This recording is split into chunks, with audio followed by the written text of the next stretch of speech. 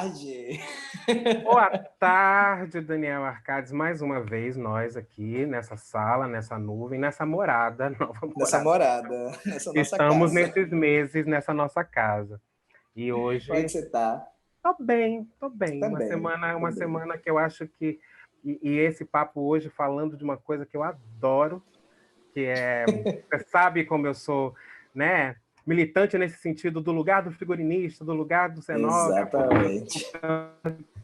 Chega, caiu aí de energia, amigo. A minha Foi. emoção. Então, agradecer a todo mundo que vai ver esse vídeo agora, durante essa semana, né? Obrigado a quem está acompanhando o projeto da NAU. Dizer que a NAU é um projeto patrocinado através do edital Fábrica de Musicais, segunda edição, com a realização da Via Press Comunicação, através da Fundação Gregório de Matos. E toda semana a gente tem uma masterclass com um profissional que a gente admira muito, para a gente trocar figurinhas e falar e acompanhar o nosso processo da NAU. Então, obrigado a todos. Continuem acompanhando, www.projetonau.arte.br. E hoje a gente está com um convidado que eu tive o prazer de conhecer no ano passado, que eu me apaixonei rápido também, né, Tiago? Que é uma pessoa importantíssima hoje na área da moda e do figurino no Brasil, né? Exatamente.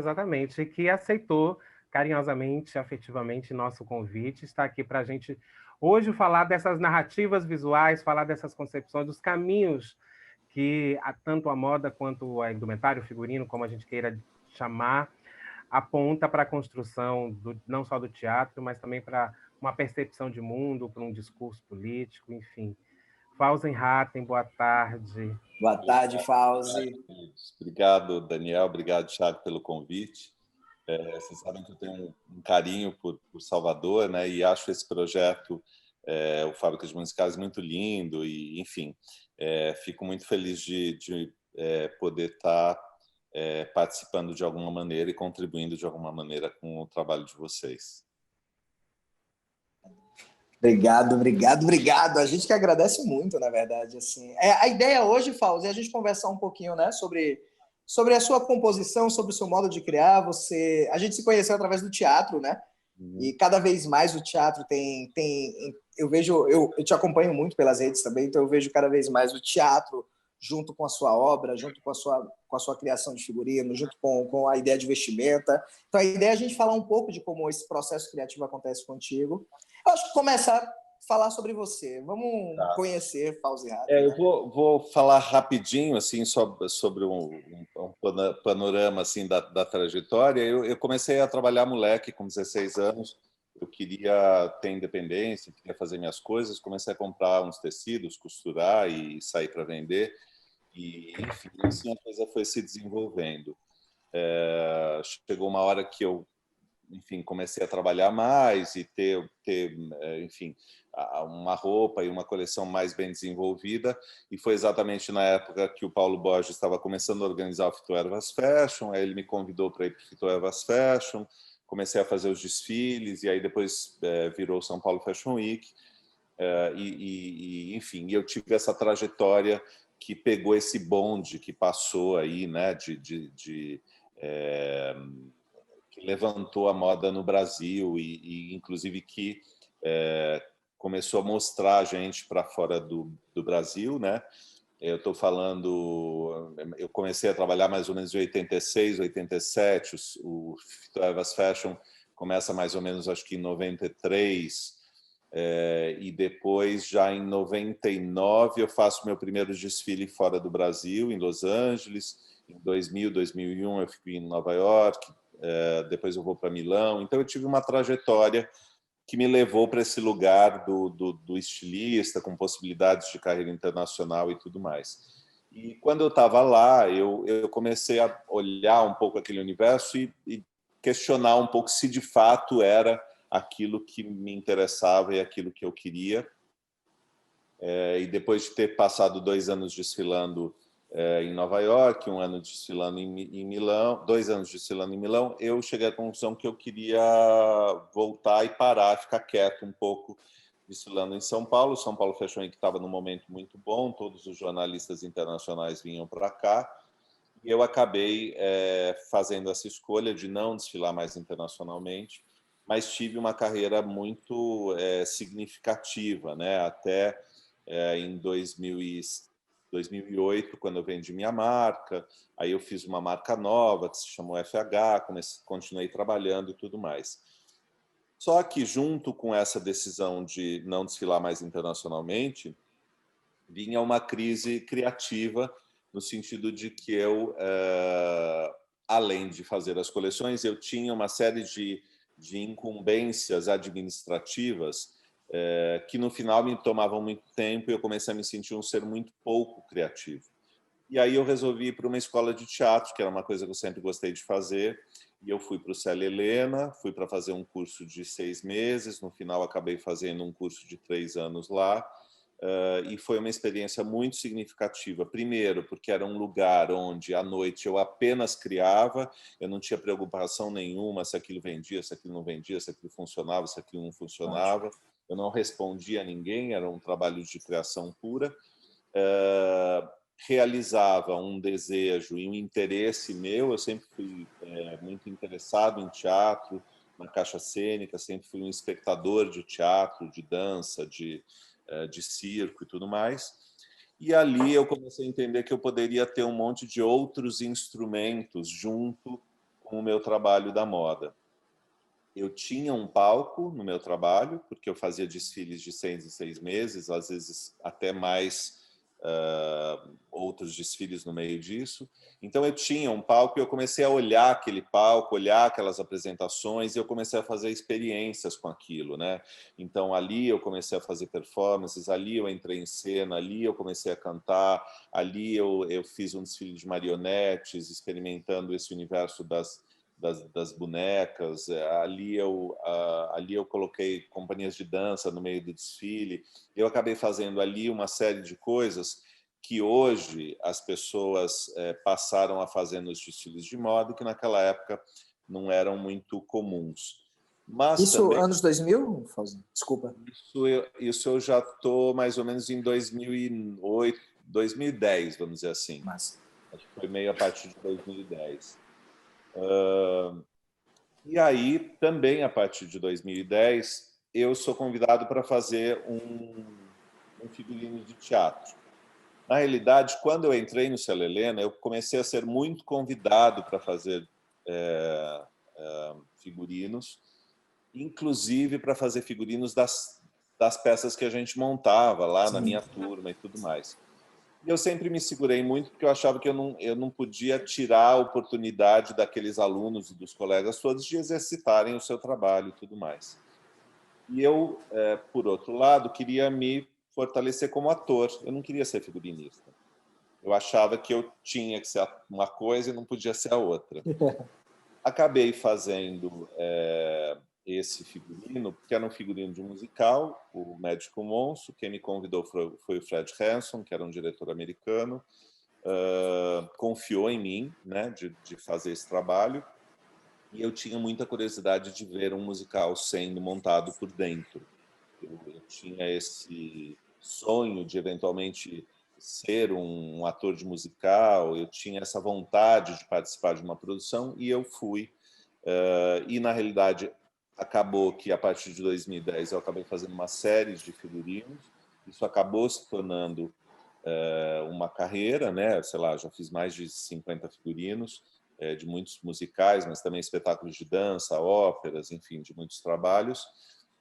E, ao contrário do que eu imaginava, foi o trabalho de figurino que acabou me fazendo conhecer pessoas e acabou me ajudando a fazer o meu trabalho como ator e como performer.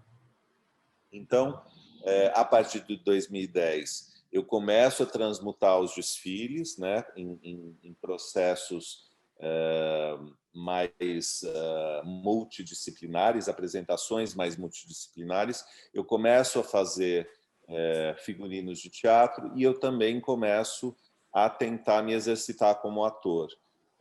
Eu tentei fazer testes, participar de musicais e tal, acabei que não aconteceu nada como eu esperava, e aí em 2014 eu escrevi a minha primeira peça, depois em 2017 escrevi uma outra, e agora eu deveria ter estreado mais uma esse ano, o texto está pronto, enfim, mas acabei não não fazendo. Então, eu acabei me construindo como artista, como essa pessoa que acaba pensando no 360 graus, né? No sentido de que eu escrevo texto, eu tenho uma coisa para falar, eu penso no cenário, eu penso no figurino, e eu também me vejo ali em cena conversando com aquela pessoa na plateia e olhando para ela e tentando contar uma história para ela. Então, de uma certa maneira, toda essa minha pesquisa na caixa, todo esse meu entendimento da caixa passou a ser muito 360 graus também. E, obviamente, isso passou a me ajudar muito na hora que eu estou fazendo um figurino e muito a hora que eu estou fazendo um trabalho dentro dessa caixa, né? E aí, fazendo os figurinos, eu comecei a entender muito mais essa caixa cênica, né? Comecei a entender que eu queria fazer um parênteses aqui para dizer que eu acho que tudo que eu estou falando aqui não são regras, né? São a minha experiência nesse universo, vamos dizer assim. Sim. Então, para mim, quando eu estou fazendo um figurino, é muito importante ter referências. Eu sou um cara que eu vejo referências 24 horas por dia. Eu sou muito de imagem, eu gosto muito de fotografia, eu pesquiso muito. A internet dá muito essa possibilidade, né? Eu percebi muito, desculpa te cortar, Fábio, eu percebi muito, assim, estudando, vendo as coisas que você fez. Você tem um momento que você começa muito a contar histórias, né? Tem uma preocupação com a narrativa, e agora você falando dessa coisa da pesquisa, emenda um pouco com a pergunta que eu tinha, eu acho que a gente pode seguir, que é sobre o seu processo de criação, de onde vieram. Claro que cada obra tem um processo muito específico, mas se você tem algum dispositivo, se parte dessa pesquisa. Eu sei, o Fitoervas tinha uma coisa muito legal, né, que era os desfiles, eles eram mais conceituais, eu pude acompanhar bem no finalzinho do Fitoervas, mas pensando nesse 360 que você faz, quando são os dispositivos, os starts para a sua criação? Olha, falando especificamente de figurino, quando eu vou fazer um figurino, eu objetivamente parto do texto, parto da visão do diretor, né? Quer dizer, aquilo que ele quer me dizer. E aí, eu, em geral, como muitas vezes eu trabalho com textos que já existem, eu não gosto de ver o que já foi feito e eu não gosto de ver referências, né? Muitas vezes, assim, às vezes o diretor chega e me despeja livros e vídeos e eu não gosto de ver, eu procuro não ver.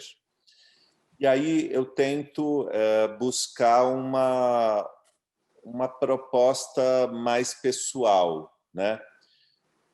Isso acaba acontecendo um pouco por conta dessa pesquisa permanente que eu tenho de referências enfim, e de ideias que eu tenho na minha cabeça, né? Então, automaticamente, isso acaba sendo um botão, né? Um botão principal de start. O que acontece?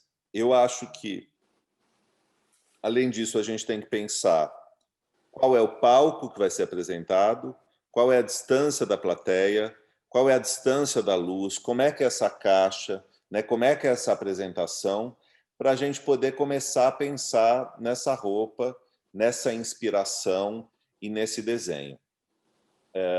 Eu acho que é muito importante a gente entender esse lugar, né? Entender como é que vão ser os atores que vão estar trabalhando nesse projeto. Às vezes existem atores que têm solicitações específicas e aí eu procuro ouvir isso tudo. Quando eu estou trabalhando com musicais, para mim é muito importante entender o coreógrafo ou a coreógrafa do espetáculo e o que é a proposta de movimentos. E aí eu começo a pegar o meu arquivo de referência, de imagens, e começo a formar algumas coisas na minha cabeça. Começo a formar algumas ideias, e aí, a partir dessas ideias, eu vou conversando com um, conversando com o que você acha disso, o que você acha daquilo, o que você acha disso, o que você acha daquilo, para depois chegar e sentar e fazer os desenhos e fazer a apresentação geral do projeto. Eu não sei se eu respondi exatamente a tua pergunta, porque, de fato, eu não tenho um caminho natural dessa criação, né? Desse exercício. E no teatro é completamente diferente do que eu fazia na moda, né? O processo de criação na moda ele é completamente diferente do processo de criação no teatro. Mas, efetivamente, é um pouco assim que acontece, né? Vou te citar alguns exemplos. Por exemplo, eu acabei de fazer o figurino do Madagascar. Madagascar é um texto super conhecido, é um desenho super difundido, e eu tinha uma liberdade criativa, eu poderia fazer o que eu quisesse. Eu tinha algumas direções, como, por exemplo, o pescoço das girafas teria que ser articulado. O rosto do ator apareceria no pescoço do boneco, né? Possivelmente a articulação aconteceria a partir de uma movimentação externa, né? Então eu tinha algumas direções e aí a partir dessas direções eu podia criar e fazer os exercícios de volumes e de formas e de tudo mais. Se a gente pensar por exemplo, no Sunset Boulevard, o Sunset tinha uma escadaria, né? Ele tinha uma orquestra no palco, ele tinha um palco giratório. Então, a hora que a gente começa a pegar essas informações todas, né, a gente começa a poder fazer e poder trabalhar, né?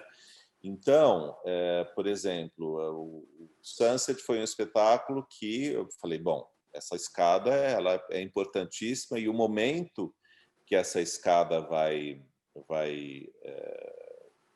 ser usado, ele tem que ser importante, né? Então eu comecei a desenhar as roupas da Norma todas com movimentos, com capas, com aberturas de braço. Eu tinha uma visão de que essa mulher sempre usaria os braços, as mãos, né? Mas eu não sabia se a Marisa ia querer usar isso, né? Então, eu estou dando Google agora nessas imagens. Estou dando Google nas imagens. A gente começa a ir fazendo esse trabalho, né? Então, aí você conversa com a atriz, o que você acha, o que você não acha? Então, por exemplo, foi importantíssimo, e isso muitas vezes eu faço, fazer as capas para a Marisa no ensaio. Então, eu fiz as capas para ela no ensaio, para ela usar no ensaio, uma capa de algodão cru. Então, o que aconteceu é que ela construiu a personagem já com aquele gestual, né? Ótimo. Eu tinha uma proposta de uma ideia da roupa final, né? Que seria uma roupa que ela poderia jogar e se transformar. Então, eu também fiz essa roupa, de uma certa maneira, a ideia dessa roupa para ela ter, para ela construir, né? Espetáculos de dança que muitas vezes eu acabei fazendo e a gente resolveu que entraria uma saia gigantesca e essa saia teria um movimento, né? Então, a hora que essa saia apareceu e o coreógrafo adorou a ideia, falou, não, a gente precisa ter essa saia. Então, vamos fazer uma saia de ensaio e toda a coreografia foi construída a partir da saia e daquele movimento que aquela saia fazia, né?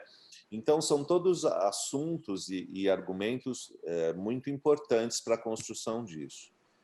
No musical, como a gente faz cenas que, em geral, têm composições de personagens com coro e tudo mais, eu gosto muito de fazer cartelas de cores que criem quase uma pintura. Então, muitas vezes, eu penso esse figurino como conjuntos, né? Então, assim, eu tenho o personagem, eu tenho a construção desse personagem, o desenvolvimento desse personagem no espetáculo, né? Mas aí eu pego por cena e começo a juntar esses personagens por cena para ver como é que vai ficar aquela cena, né? Porque um pouco como você falou, Thiago, muitas vezes o figurino é o cenário, né? O figurino é a direção de arte, né? Às vezes você Você Exatamente. pode estar num palco preto e esse figurino vai te dizer quase tudo, né? E o figurino pode ser muitas vezes um propositivo da encenação, né? Uma proposta que talvez também ajude no diálogo ali para o caminho da encenação, né? Porque você, como figurinista, você pode dar um gesto para o ator, né? Talvez Sim. ele não... Mas você pode fazer uma roupa e pensar nesse gesto e falar, olha, o que você acha? Aqui, olha como é bonito quando você levanta esse braço, olha como é bonito quando você faz isso. Olha esse bolso pode ser usado assim, pode ser usado assado. Claro que é uma escolha do ator, se ele vai usar ou não, é uma escolha do diretor, se ele vai aprovar ou não, se aquilo vai servir ou não para o personagem, mas você pode fazer uma roupa que crie essa contribuição, né? Uma coisa que também eu fui aprendendo com o tempo e que é muito interessante quando pensar nessa combinação de cores, é que muitas vezes essa combinação de cores sofre uma alteração pela luz e às vezes aquilo que você programou se desmancha na encenação, né? Eu lembro do Médico Monstro, que foi meu primeiro musical, que eu criei uma cena final, que era o casamento, e eu coloquei todos os convidados em tons pastéis. E eu lembro que quando eu vi no palco, a luz era meio amarelada e as cores praticamente desapareceram, né? Então, assim, tipo, do verde água para o azul claro, quase não havia diferença, né? Então, eu comecei a entender que, às vezes, num palco grande, o tom pastel não precisa ser tão pastel assim, que a diferença de cor não pode ser tão próxima, né? Quando eu falo essa questão da distância do palco, agora eu estou fazendo um espetáculo que o palco tem 100 metros de largura. Então, Ai, que assim, maravilha. é uma maravilha, mas ao mesmo tempo é um trabalho, porque assim, eu não posso Exato. ter tampa pequena de flor, porque aquilo Mexe vai... nas proporções, né? Vai mexer nas proporções, nas formas, né? Exatamente. A manga tem que crescer de tamanho, a estampa tem que ficar maior, o xadrez tem que ser maior, né? Eu lembro também, no Médico Monstro, que foi a primeira experiência, que eu fiz toda uma pesquisa e um trabalho em cima da roupa masculina, era fim do século XIX, e muitas coisas se perderam no palco, né? Claro, foi um figurino lindo, tudo certo, mas assim, quando eu olho criticamente, eu entendo que aquele xadrez tinha que ter sido maior, né? Então tem algumas coisas assim. Eu tive uma experiência uma vez com um produtor de um espetáculo que no dia da prova de figurino, ele chegou para mim meio que me deu uma bronca, falando que eu estava fazendo uma roupa de época e que eu estava colocando uma camisa amarelo claro, que não existia uma camisa amarelo clara naquela época, né? Que não existia uma camisa listrada. E aí o que eu expliquei para ele é que assim, que sim, que a imagem seria branca, mas a hora que eu colocava pequenas listras, a hora que eu colocava pequenas alterações de cor, isso dava uma profundidade no figurino, mesmo que a leitura do figurino para o público dentro daquele palco fosse branca, né? E aí, que a gente está no teatro, coloca o ator vestido no palco, a gente tem tempo, se você quiser eu mudo, mas coloca, e vamos lá para o final da plateia para você ver como é que esse amarelinho listrado, branco e amarelo listrado, vai vir no olho, né, do espectador, né? Uma outra coisa também que a gente quase não faz... Hã? E ele foi para o público e entendeu. Ele silenciou quando ele viu. Ótimo, né? Mas Essas relações, Fauzi, desculpa, essas relações com a equipe são muito importantes, né? Quando a gente vai, como você estabelece assim, reuniões, tem uma coisa da equipe de criação e criando esses diálogos também com você por conta da roupa, porque vai influenciar isso na coreografia, a relação com o ator, a iluminação, né? Porque às vezes a gente vai criar uma coisa que vai ficar lá parecendo uma árvore, porque o iluminador foi lá e tocou, dentro do conceito dele, era melhor que estivesse verde, mas no nosso não. Essa relação, Tiago, ela é um pouco utópica, assim, porque ela muitas vezes ela não é tão fluida, né? Na realidade, em geral, essa relação ela acaba ficando focada no diretor, né? Principalmente nas produções maiores. Então, é o diretor que faz essa intermediação. Dificilmente eu vou conversar com o iluminador ou vou conversar com o cenógrafo, a cenógrafa, por exemplo, né? O que acaba acontecendo comigo é que eu não gosto de fazer nada de última hora. Eu sempre sou muito organizado e muito rápido. Então, em geral, o que acontece é que os meus figurinos chegam muito rápido nas produções. E aí, em geral, esses figurinos são compartilhados. Então, a luz sabe o que o figurino está fazendo e o cenário sabe o que o figurino está fazendo. Não necessariamente isso vai influenciar ou vai ser utilizado. Quando a gente fala de uma produção menor, aí isso é mais fácil, né? Porque você tem um acesso maior aos atores, você está lá com a equipe um pouco mais próxima, tudo é mais simples. Mas, em geral,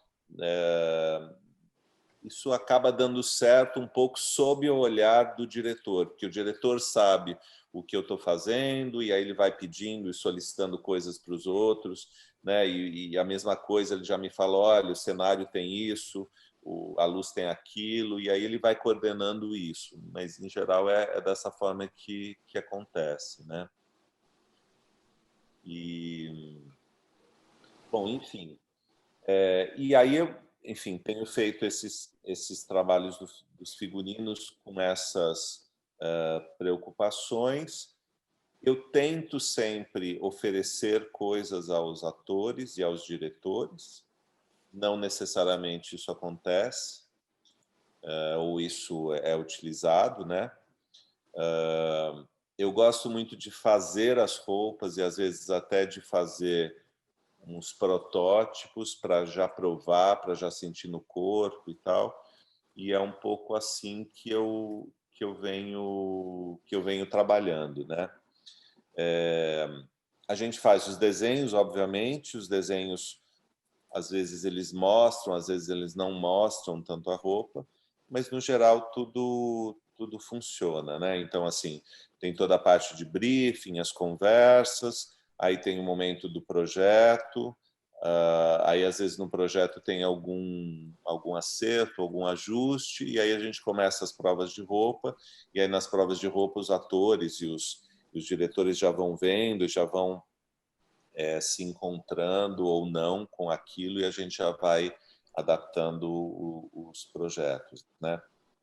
Agora mesmo eu estou fazendo um projeto que a direção me pediu um quick change, né? O quick change é aquela troca rápida de roupa. Tipo, a Cinderela entra pobre por trás da árvore e sai rica do outro lado, né?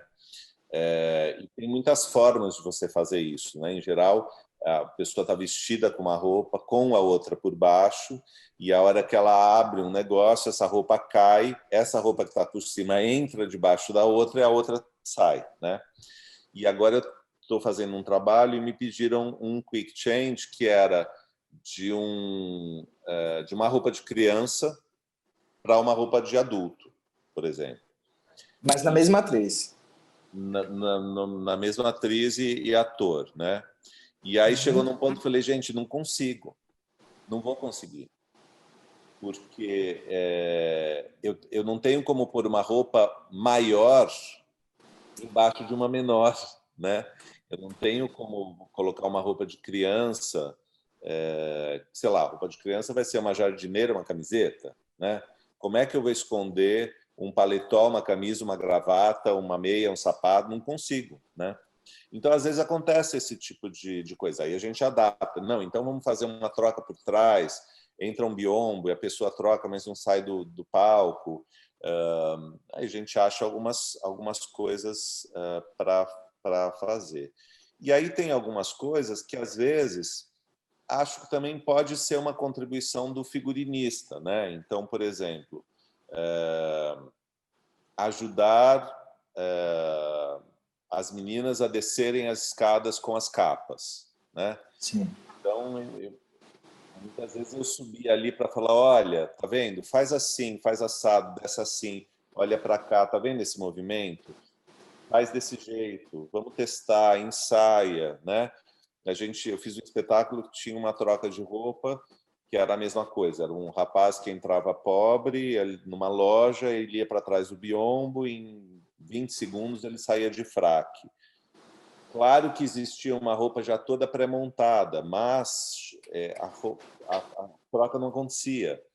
Aí, então fui lá, então tá, vamos fazer a troca, deixa eu ver o que vocês estão fazendo. E às vezes você pode contribuir, né? Olha, tá vendo aqui? Veste desse jeito. Ó, tá vendo aqui? Você está se atrapalhando para fechar esse botão. Você pode segurar, por exemplo, ele tentava fechar o zíper antes de fechar o botão, né? E aí o zíper não subia porque o botão não estava fechado. Então, eu falo, ó, primeira coisa, fecha o botão. Depois que fecha o botão, sobe o zíper. Então, tem umas coisas que, às vezes, você, como figurinista, com o entendimento da roupa, né, você pode ajudar.